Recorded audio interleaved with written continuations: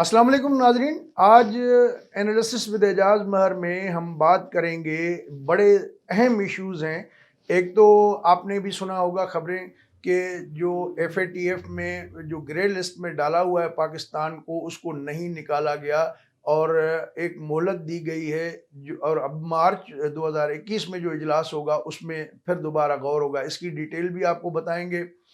और दूसरा जो है, ऐसा मालूम होता है कि जो सुप्रीम कोर्ट ने आज तफसीली फैसला जारी किया है, जो काजी फायज ईसा के खिलाफ जो सदारती रेफरेंस दाखिल हुआ था, उस हवाले से 224 सफ़ात पर मुश्तमिल ये फैसला है। इसकी डिटेल भी आपको बताते हैं।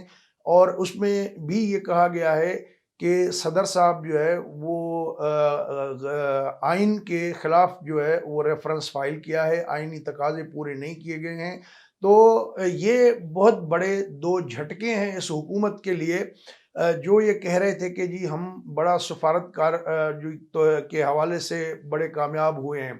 तो खैर इस पे भी बात करते हैं। दूसरा, हुकूमत ने ऐलान किया है कि वो 15 जनवरी तक नवाज शरीफ को हर हाल में लंदन से लाके यहाँ जेल में डालेंगे, और ये भी किसी मजाक से कम नहीं है। इस पे भी हम तबसरा करते हैं। और जो अहम आज एक पेशरफ नज़र आई, अचानक जो है वो सूरत हाल बदली कि पाकिस्तान के अक्सर टीवी चैनल्स पर जो सारा दिन हुकूमती गुन गाते नहीं थकते थे, आज वहाँ पर जो है जहाँ एंकर्स का रवैया और लबो लहजा मुख्तलिफ नज़र आया, वहाँ पर जो रिटायर्ड जर्नल साहिबान दिफाई तज्ज़िया निगार की हैसियत में आते हैं, उनका लबो लहजा भी काफ़ी तब्दील नज़र आया। तो जो गुजरांवाला के जलसे में मरियम नवाज ने कहा था कि सफ़ा पलटने में देर नहीं लगती, तो बज़ाहिर चीज़ें ऐसा लग रही हैं कि सफ़ा पलट गया है। बहरहाल इन सारे मामलात पे तफसील से बात करते हैं, आपको बताते हैं। और इससे पहले अगर आप जो है वो हमारा चैनल सब्सक्राइब नहीं किया तो उसको काइंडली कर लें और अपने दोस्तों के साथ भी शेयर करें, उन्हें भी कहें कि वो सब्सक्राइब करें, और जो वीडियो आपको अच्छी लगे वो शेयर ज़रूर कर लिया करें।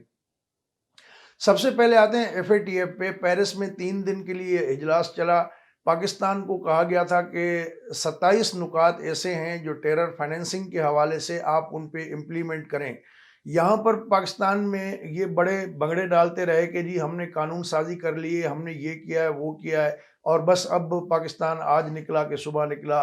लेकिन जो वहाँ पर पाकिस्तान को 12 वोट भी नहीं मिल सके, और इसमें हमने देखा कि वज़ीर ख़ारजा साहब जो है कहीं किसी मुल्क में लॉबिंग के लिए भी नहीं गए, घर बैठे ये आस लगाए बैठे थे कि जी वो नाम निकल जाएगा। बहरहाल वो नाम नहीं निकला। 21 नुकात पे पाकिस्तान अमल कर चुका है, 6 नुकात पे अमल नहीं हुआ। एफएटीएफ वालों ने कहा है कि पाकिस्तान में पेशरफ्त तो हुई है, लेकिन अभी भी इत्मीनान बख्श सूरत हाल नहीं है। तो बहरहाल अब ये दोबारा रिव्यू होगा इस मामले का मार्च में। तो ये एक लिहाज से ये हुकूमत की बहुत बड़ी सफारती नाकामी है। दूसरी जानिब अगर हम देखें तो जस्टिस फायज ईसा के खिलाफ जो रेफरेंस दाखिल हुआ, वो उसका जो तफसीली फैसला आया है उसमें जस्टिस यहिया आफरीदी और फैसल अरब ने एडिशनल नोट भी लिखे हैं। लेकिन जो उमर अता बिंदयाल साहब थे, उन्होंने तफसीली जजमेंट लिखी है और उसमें कहा है कि ये रेफरेंस जो है वो आइन के मुताबिक नहीं बनता, उसको खारिज कर दिया। ये डिसीशन तो खैर शार्ट आर्डर जो है वो जून में आ गया था इस साल, लेकिन अब उसका तफसीली फैसला जारी हुआ है, जो कि अदालत का जो फैसला है वो, जिसमें जो बड़ी सख्त ज़बान इस्तेमाल की गई है कि ये भी बहुत बड़ा हुकूमत के लिए झटका साबित हुआ है, जिसमें उन्होंने कहा है कि वज़ीर आज़म ने जब सदर को ये बात भेजी कि रेफरेंस फ़ाइल होना चाहिए, तो वो वज़ीर आज़म की बात जो कहना, एडवाइस जो है वो बाइंडिंग नहीं थी सदर पे। सदर अपना माइंड अप्लाई कर सकते थे, जो कि ऐसा लगता है कि नहीं किया गया। और जो रेफरेंस भेजा गया है उसमें आइनी तकाज़े पूरे नहीं किए गए, और मतलूबा जो शराइत हैं वो जो है पूरी नहीं हुई। जो इल्ज़ामात आयद किए गए वो साबित नहीं हो सके। बहरहाल ये भी हुकूमत के लिए एक बहुत बड़ा झटका साबित हुआ। तीसरी बात, जो वज़ीर आज़म ने आज बड़ा इजलास भी किया, जिसके बाद उन्होंने ये ऐलान किया है कि वो खुद जाएंगे बरतानिया, और वहाँ जाके वज़ीर आज़म जो हैं बोरिस जॉनसन, उनसे मिलेंगे और बस नवाज शरीफ को पकड़ के इधर पाकिस्तान ले आएंगे। अजीब बात है कि ऐसा मालूम होता है इनके ऐलानात से ये तो सफारतकारी के जो आदाब होते हैं उससे भी आरी हैं। और برطانیہ جو جس کا ایک جوڈیشل سسٹم جو ہے دنیا میں بہترین جوڈیشل سسٹم مانا جاتا ہے، اور ان کو پتہ بھی ہے کہ یہ پاکستان تھوڑی ہے کہ بھائی آپ چلے گئے، وزیر اعظم کو بولا، اس نے آئی جی کو بولا، آئی جی نے ایس ایچ او کو بولا، بندہ چھوڑ دیا۔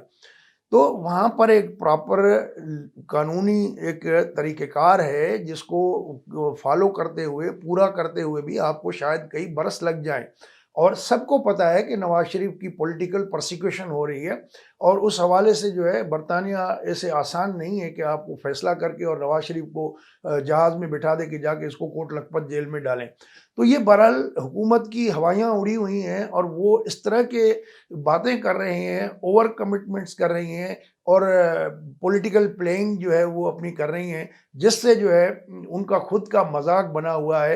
اور ایسی باتیں جو ہے آپ نے آج سنی بھی ہوں گی کہ جو ہے اکثر لوگوں کا یہی کہنا ہے، قانونی ماہر جو ہیں ان کا یہی کہنا ہے کہ بھائی ایسے نہیں ہوتا، یہ ہوا میں باتیں نہیں کرنے کی۔ ایک اور حکومت کے لیے بہت بڑا جھٹکا یہ ہے کہ جو تحریک طالبان کے ترجمان ہیں خراسانی، انہوں نے ایک ٹویٹ جاری کی ہے۔ انہوں نے کہا ہے کہ نیکٹا والوں نے ایک الرٹ جاری کیا ہے کہ کوئٹہ میں، بلوچستان میں دہشت گردی ہو سکتی ہے، اور تحریک طالبان والے وہاں پر جو ہے حملے کرنے کی تیاری کر رہے ہیں، لہٰذا اپوزیشن کے جلسے کو بھی خطرہ ہے۔ اب اس حوالے سے جو طالبان کے ترجمان ہیں ان کا کہنا ہے، کالعدم طالبان تحریک کے، کہ انہوں نے کوئی ایسا پروگرام نہیں کیا، اور یہ ان طالبان کا نام استعمال کر کے حکومت جو ہے اپوزیشن کو ڈرا رہی ہے۔ تو یہ بھی ایک عجیب مذاق ہے کہ عجیب، وہ ایک قصہ مشہور ہے کہ ایک پیر صاحب تھے، تو وہ کسی کے گندم کا جو ہے وہ پورا دیرہ تیار تھا، وہ وہاں گئے، ان کو کہا کہ جی، مرید سے کہا کہ ہمیں کچھ دے دو۔ انہوں نے کہا پیر صاحب اس سال فصل اچھی نہیں ہوئی ہے، تو لہٰذا اس سال نہیں دیں گے۔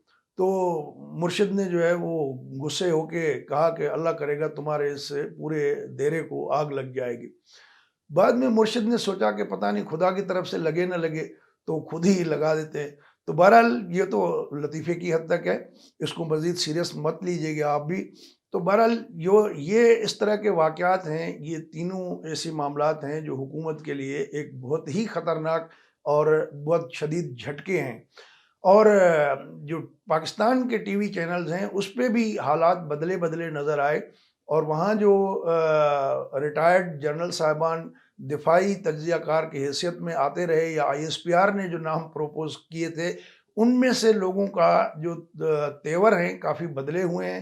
انہوں نے بڑا تنقید کا نشانہ بنایا ہے عمران خان کی حکومت کو، اور اینکرز نے ان کا بھی لب و لہجہ جو ہے وہ بدلا بدلا نظر آ رہا ہے، اور ایسے معلوم ہوتا ہے کہ جیسے جو ہے وہ صفحہ پلٹنا شروع ہو گیا ہے، یا صفحہ پلٹ چکا ہے۔